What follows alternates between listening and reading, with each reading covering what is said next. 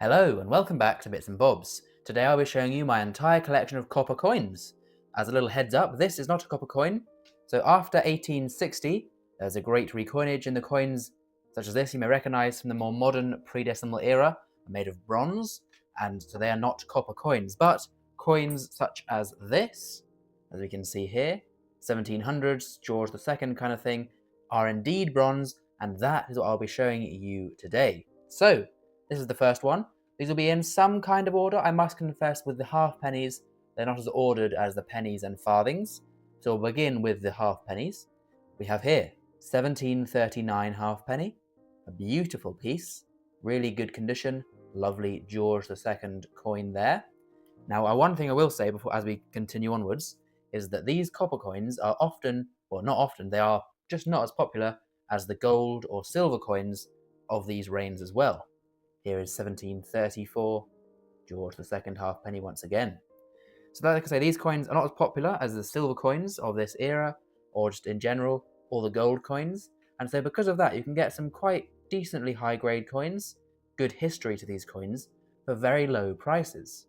In fact, probably every coin I show you today will be worth less than a tenner, and can easily be picked up online on eBay, on different places. This is a Victorian 1858 halfpenny there.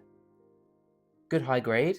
Now the other disclaimer, the other thing to mention, is that copper corrodes much easier, or much more easily I should say, than silver or gold. Here is another Victorian halfpenny. This one is from 1857, as we can see there. Now like I say, copper is a soft metal, so it can wear easily, and it is also very corrodable, so it can oxidize and it can get all kinds of dirt on it, and it is then not ruined, but then hard to ever remove that. Like all this stuff up here would be hard to remove, and it is generally on there from a long time ago and just stays on there on these copper coins, 1856 halfpenny there, and it's hard to remove because of the nature of the metal. Right, now that's the sort of, disclaimers and things to know about the copper coins. Now we can enjoy them for their beauty. 1855 there. So I am working on a date run of all of them. I haven't yet bought a specific tray and made specific labels and everything for the halfpennies. I'm waiting till I have a bit more, or have some more. But I do think I have quite a good collection going now. Here's 1854. Lovely, lovely coin with that famous bun head portrait. I do like those sort of chocolatey colour ones. They are very, very nice to look at. But no, these will just be going back in time for the moment with the halfpennies.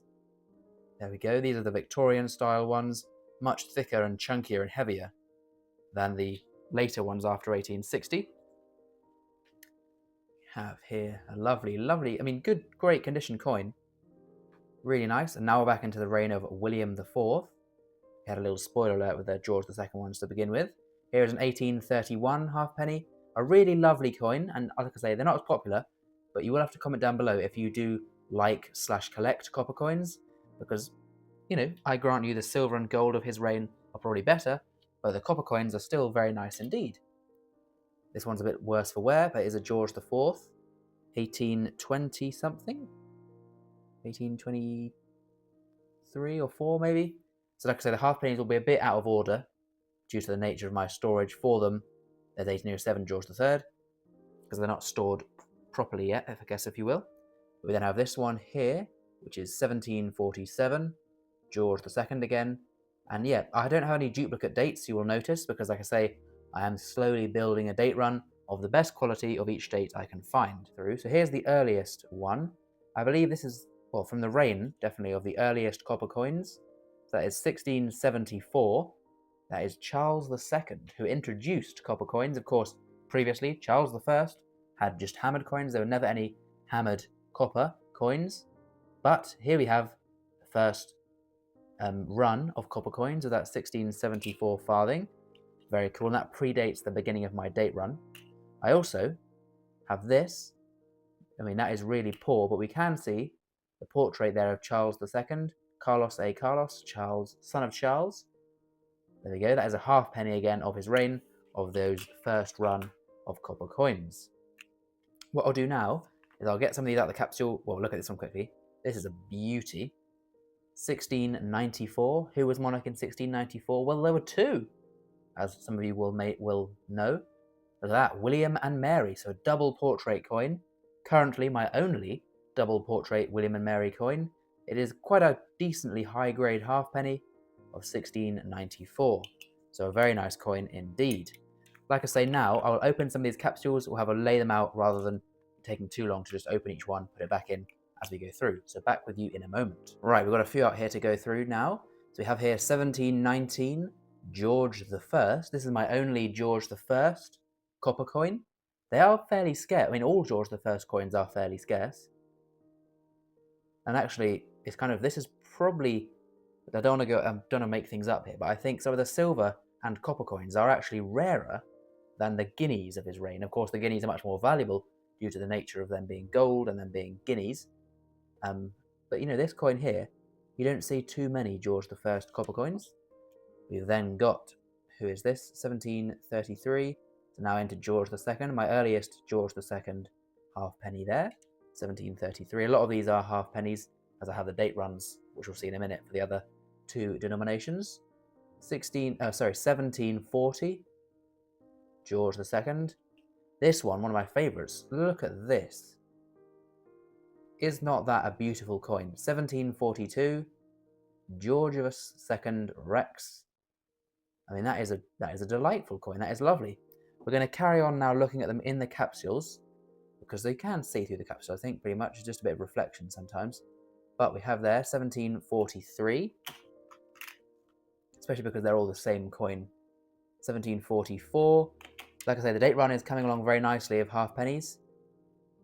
1750 something, 53 perhaps. And so very soon, probably maybe after this video, I will be buying a tray. There's 1754, George II. I'll be buying a tray and beginning to lay them out in the date run format. 1759.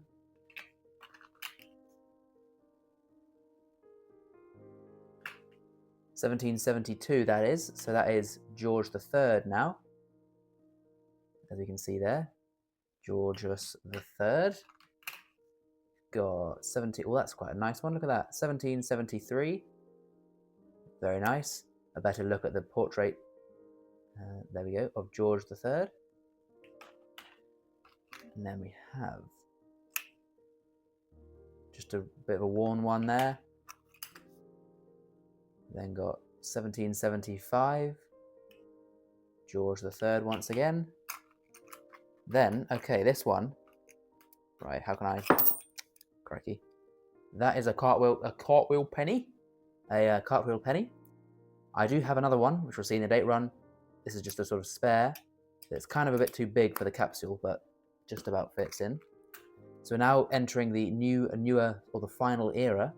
You can see a change in the sort of this very standard design running through all these years to a bit of a larger one. This is still a halfpenny. That's 1799, and a different portrait there of George III. It's very nice. One of the first ones I got for myself personally. We then have this one, which is beautiful.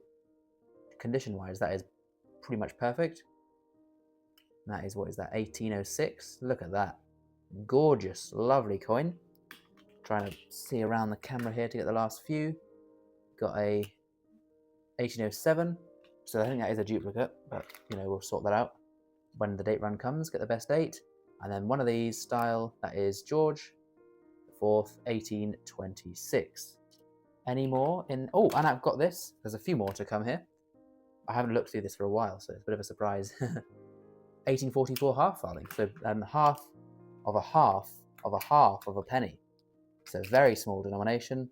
And looking through the last few in the capsules, this bit of silver there, and that is 1841 hold halfpenny. So there we go. There's the capsule ones. And now we'll move over to the farthing date run. So let's do that. So in comes the farthing date run, and I think the best... No, I'll bring them up to start with. So my earliest... We'll zoom out. Apologies. So my earliest, as we can see, is 70. I've begun these at the reign of George II.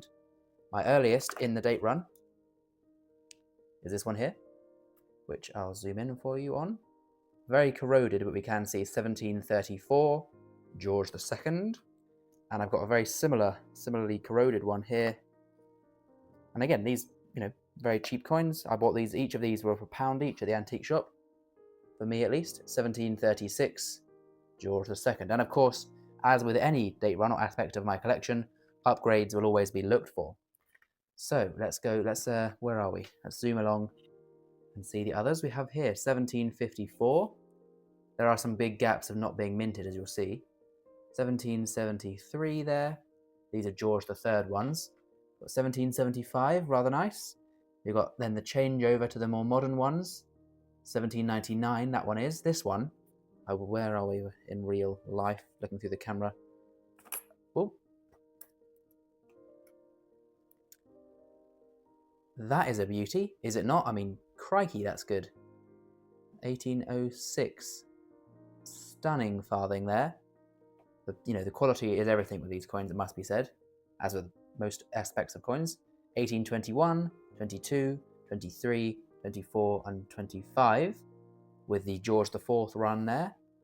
We then go into William, so just show you the portrait. Well, that is the last of George IV there, 1830. And then, like I say, going into William with this one here. There we go. William IV, which nears us to the end, but then we've got the Victorian run here, so that will be 1840s, late 1830s.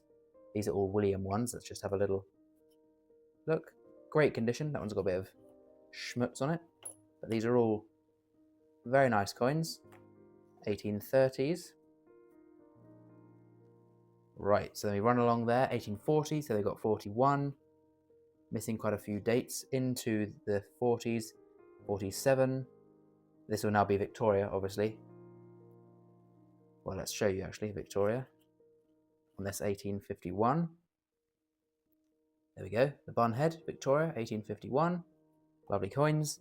Running up, bit of a gap there. I've then got 1857, 58, and then no 59, and 1860 there, as we can see, is this new bronze issue to the end of the run for the copper coins. Bringing in the next tray here, this is pennies. I'll zoom out and I'll give you a quick run through. Apologise for the length of the video. There's the other Cartwheel penny, I'll leave that in. We've got these are very nice, heavy, good to feel coins. I'll zoom in for you. We've got this one, 1806, a bit worn. Then got this one, very nice, 1807. These are George III, as you've seen. Then going into George IV, 1825. These pennies are a bit more valuable. I did say under £10 for most of these coins. These ones maybe pushing on £20, because these big pennies are very collectible. The George IV again there. I've then got no William IV pennies of this big type. We then come into Victoria. We've got some very worn ones. That was 1853, 54, 55, and then that is it for me. Got no more. All the way down 1860, the first of these bronze type pennies. The final coin to show, my final copper coin, just reach it, where is it? There it is one of my favorites. It's a beauty, the Cartwheel 2p. The chunkiest coin, I think, in my collection, and one of the biggest to ever go into circulation, the biggest milled coin too, certainly. I've handled this coin in numerous videos, one of my first good coins in the collection, and I remember buying this years ago and loving it, and I still do to this day. It is every collector should have a Cartwheel 2p. I've said it. So that is the collection of copper coins. Quite a long video, so hopefully you've enjoyed seeing all these coins. Please do leave a like and subscribe and all the good stuff if you have, and we'll see you next time for more coins and bits and bobs. Bye for now.